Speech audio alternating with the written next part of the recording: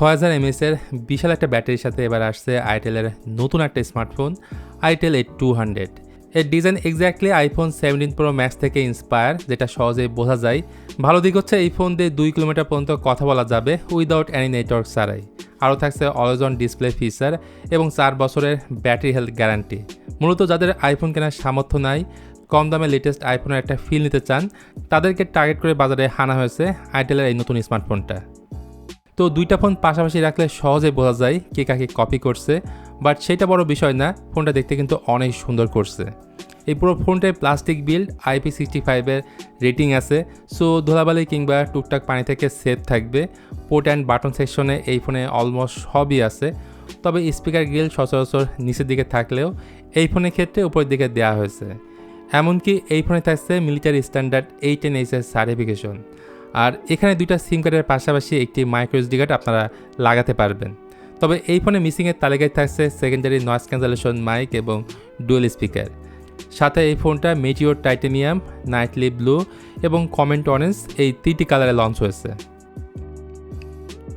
ফোনটার সামনের দিকে রয়েছে 6.75 ইঞ্চির একটা HD+ IPS LCD প্যানেল, যেটা 120 হার্জ হাই রিফ্রেশ রেটের, আর উপরে ওয়াটার ড্রপ নচ দিয়ে রাখছে। এই জিনিসটা একদমই বেমানান, যখন 2026 সালে এসেও এই ধরনের জিনিস দেখা লাগছে। 5 হোল কাটর দিয়ে আসলে আরও দেখতে সুন্দর লাগতো। আর এটার screen to body ratio 90.3%। Budget ফোনে আর কি এই ধরনের চিন বেজেল দেখা যায়। ভালো লাগছে এই ফোনের উপরে অলওয়েজ অন ডিসপ্লে ফিচার আছে, যেখানে টাইম এবং নোটিফিকেশন অলওয়েজ শো করবে। আর ওয়াটার ড্রপ নসের মধ্যে থাকছে ডাইনামিক বার। এটার পিক ব্রাইটনেসে রয়েছে 700 নিটস, তবে আইটেলের এই ডিসপ্লেতে কোনো ধরনের পরিবেশন দিয়েছে কিনা এই ব্যাপারটা শিওর না। পরিচয় হিসেবে রয়েছে ইনিসক T7250, যা 12 ন্যানোমিটার একটা চিপ। এটা 2025 সালে তৈরি করা একটা এন্ট্রি লেভেলের চিপসেট এবং ইনিসক T615 এর একটা রিফাইন্ড ভার্সন। ফোনটার মধ্যে র্যাম আছে 4GB, ইন্টারনাল স্টোরেজ আছে 128GB, যেখানে স্টোরেজ টাইপ UFS 2.2। তো কাগজে কলমে ইনিসক T7250 মিডিয়াম টু বেসিক কাজের জন্য ঠিক আছে। এর পাশাপাশি সফটওয়্যার সাইডে itel OS 15 best on Android 15 গো এডিশনে এই ফোনটা রান করছে।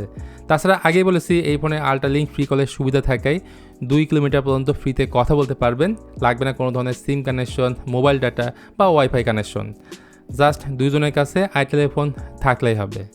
আর এখন যেহেতু AI এর যুগ, তাই আইটেল AI নামে একটা অপশনে দিয়ে রাখছে, যেগুলো অনেক হেল্পফুল এবং কাজের জিনিস। বিশেষ করে AI রিমুভারের সাহায্যে ব্যাকগ্রাউন্ডে কোনো অবজেক্টকে সহজেই রিমুভ করতে পারবেন।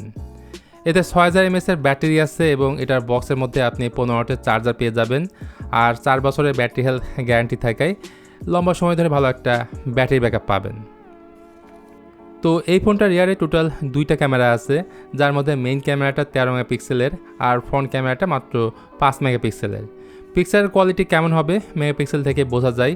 যেহেতু এটা ফার্স্ট ইমপ্রেশন ভিডিও, তাই ক্যামেরা নিয়ে এই ভিডিওতে আর কিছু বলছি না। ভিডিওর ক্ষেত্রে ফোনটার ব্যাক ক্যামেরাতে সর্বোচ্চ 1080p 30fps ভিডিও রেকর্ড করতে পারবেন, আর এতে নাই স্টেবিলাইজেশন, যে কারণে ভিডিওতে কিন্তু শেকি আসবে। যাই হোক, এই ফোনটা ইন্টারন্যাশনাল মার্কেটে লঞ্চ হয়েছে।